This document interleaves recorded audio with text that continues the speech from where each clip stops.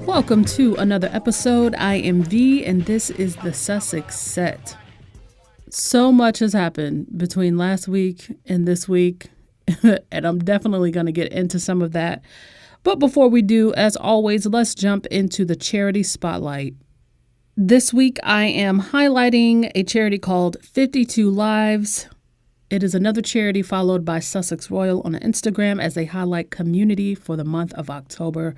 This is such a cool charity. And, you know, it's almost like how charities should begin, how they should start, how they should come into being. It started very, very small, almost, not almost, actually, among friends and family. And then it just grew because more people heard about it. And the more they heard about it, the more they wanted to participate because the model is so simple. So 52 Lives. They have three basic ways of operating. 1, you or someone else nominates a person in need. 2, they help. And 3, the world changes one life at a time. That's their philosophy. That's the way they view kindness. And the charity itself is based around being kind, sharing kindness with the world, and improving the world through kindness. So, 52 Lives aims to change someone's life every week of the year. It's based on the simple premise that people are good, and lots of good people working together can achieve amazing things. They believe that kindness has the power to change people's lives, strengthen communities, and ultimately change the world. People from all over the world can nominate someone in need of kindness. It's as simple as that. And so every week they choose someone to help, they share their story, and they request what they need and help to change that person's life. So 52 different people every year, one person per week. Like, how cool is that? It's so simple, and it's truly something that anybody can do. Like, you can do it in your daily or your individual life, right? Even in your daily practice. Maybe you'll do, some people I know, they do good deeds. They do a conscious good deed every day. I don't know. Maybe you'll pick a person to be super kind to every week, you know, because we can all start somewhere, right?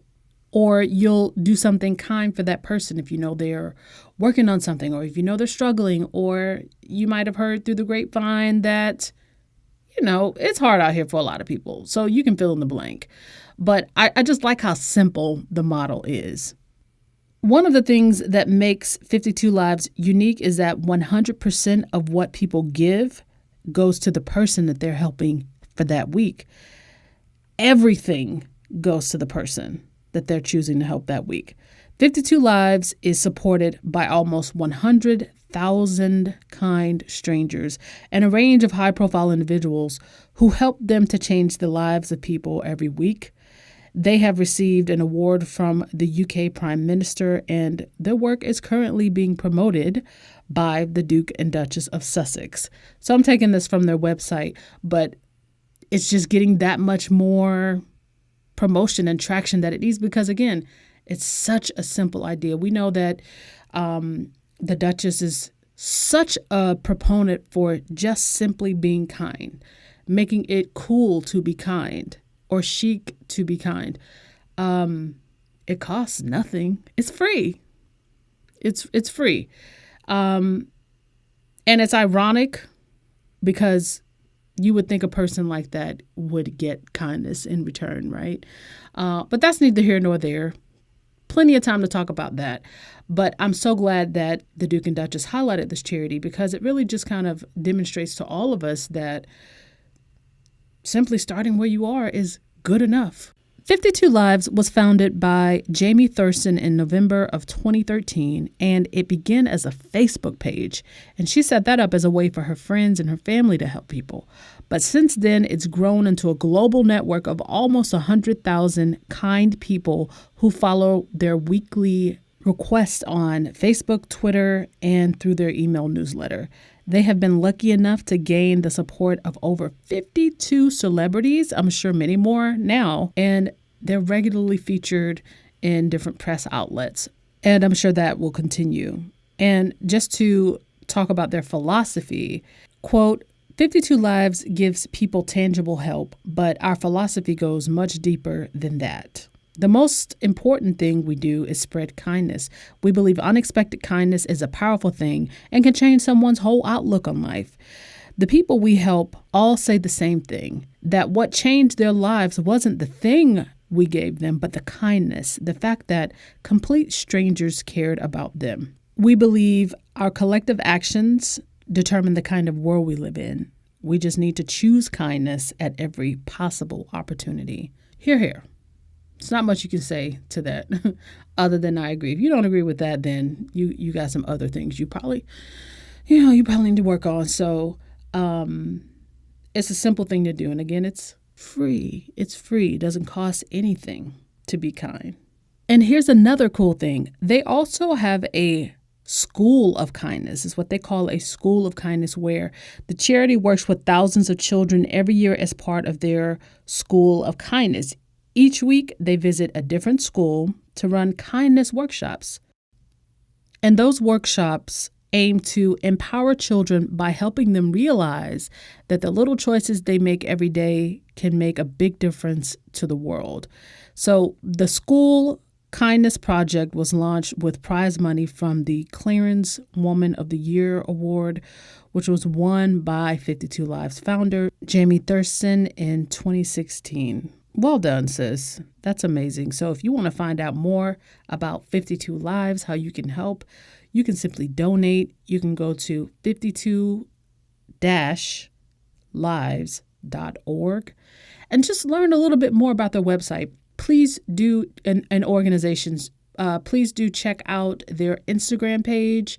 I really love how they use a number to highlight, I guess, the number that they're currently on with helping people, because of course it's 52 people per year, but you get to see a little bit more background about how the help, how the money, how the donations impacted the person that was chosen for that week in particular. So definitely just check them out. Look around. They got a couple videos on there, and just truly just be inspired, because again, even if you don't have, say, the funds to donate to any charity at this time, it's still an idea you can take with you, because ultimately, you're still supporting the charity by choosing to put kindness in the world in the place of something on the other end of the spectrum, if you will. So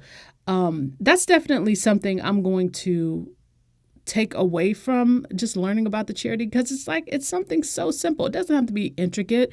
It doesn't have to be searching for a cure for, an illness or disease.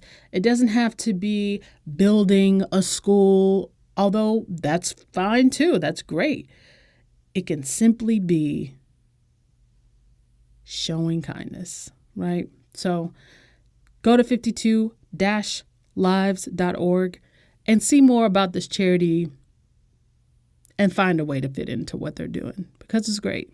Thanks, Harry and Meghan, for highlighting 52 Lives. As many of you guys know, the documentary Harry and Meghan, it premiered on ABC News, I believe it was, in America, and ITV in the States. I hadn't had a chance to talk about it, and in between last week and this week, pretty much everybody who was waiting to see it got to see it. And so I just want to talk briefly about it. I actually ended up watching it on YouTube. There was a clip that someone shared, so I got to see it before it aired on TV. I thought it was enjoyable. I thought it was nice for the most part. I don't have any complaints about it. I know a lot of people were saying that they didn't like the way that it was marketed, because going into the documentary, it was the circulation of the interview clips with Harry and Meghan, both individually, as they were talking about sort of the ordeal that they were going through with the press and how that was maybe impacting their daily lives. But when they watched the documentary, it wasn't so much that. But I mean, going into the documentary, they say it is about the tour. It's behind the scenes. And it's possible that Tom Bradby, when he began the documentary, didn't realize that the suit was coming, or the statement, or the announcement was coming on day 9 of the tour. So you kind of have to look at it like that. But I don't have an issue with how it was marketed, because it is marketing at the end of the day. You do want people to tune in. You want people to have conversations about it, and not just the emotionally charged clips of Meghan and Harry talking about their interactions with the press and the negative impacts of that, but also to talk about the things that they were doing on the tour, the projects that are so important to them that they wanted to highlight, which is a big part of them going on tour in the first place. So I thought the documentary did a really good job of, and I guess I'm looking at it from the perspective of someone who is not paying attention as closely as we are. So someone who may just be flipping channels and says, oh, well, let me see what they're up to. And I thought it encased the tour very well from start to finish. And if you notice the interview clips, specifically the one with Meghan, where she's talking about how she just thought it would be fair, and how she mentioned her friends told her not to do it. It's the last day. It's the last day of the tour. So that was really when you would talk about it. And I only remember because of the dress that she was wearing. I mean, I don't really know how else it could have gone.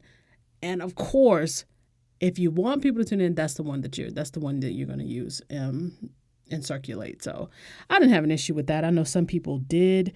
But another thing I really did appreciate was, and I honestly don't know very much about the interviewer or the man who presented the documentary, Tom Bradby. I don't know much about him, but I did appreciate the fact that he talked about his own mental health issues and having to take a leave of absence in the past from his career, from his work, which is the work that he's bringing to people who are interested in watching the documentary itself.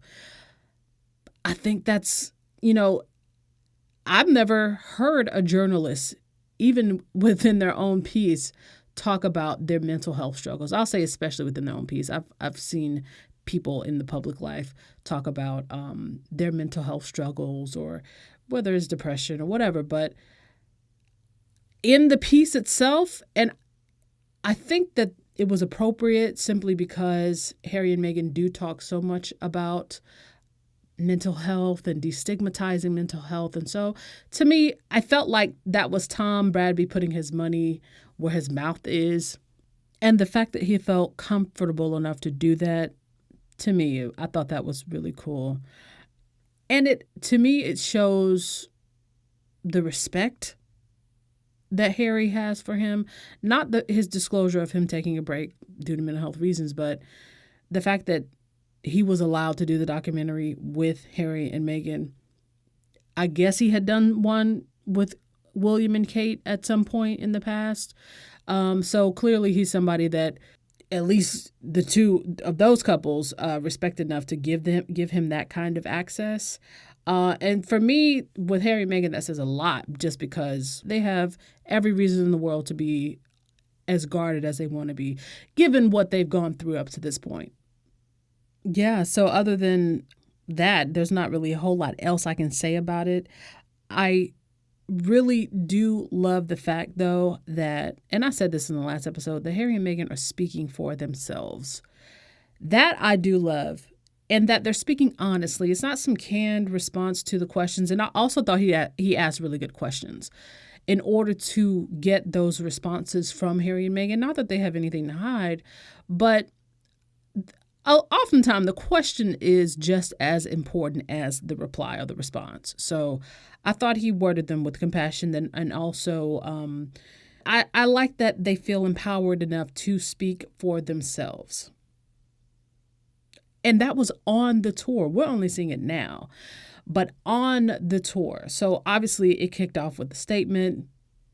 I don't don't even know what the feeling must have been like for Harry, knowing that he was about to drop that statement and having these people who are smiling in y'all's faces, who, as soon as y'all get back home or before y'all started the tour, was writing all this nasty stuff, telling lies and stuff about your wife. I just don't even know how that must have been. And Harry is always going to have my respect. But for them to be on the tour at day 9, at day 10, and feel still empowered enough to speak about what they're going through while they're there with the same people that's putting them through it. I mean, my hat's off to them. Because that couldn't have been easy, but it's also a way for them to take their power back. So I thought the documentary showed that well. They have a voice and they are feeling empowered to use it. That's one of Meghan's favorite quotes. I like that they're living by it. And when it was all said and done, my main takeaway from it, just the idea of them speaking for themselves, that they're done taking it. They're done just being quiet, sitting back and taking it just because they're royal or just because they know what they signed up for. That's a wrap. That's my takeaway, which we love. We love because we know that the press, they beat up on Meghan specifically, right? Because Harry already sort of went through his phase. And I'm talking about like in his teens and 20s, the press was really, really, really hard on him. He was just basically out there by himself, right? They decided that they were going to beat up on Meghan, and they thought that she had no voice. They thought that as soon as she became a royal, she had no recourse, that she had no way to reach the public or reach her fans. And that's just not the case. So I thought they demonstrated that well.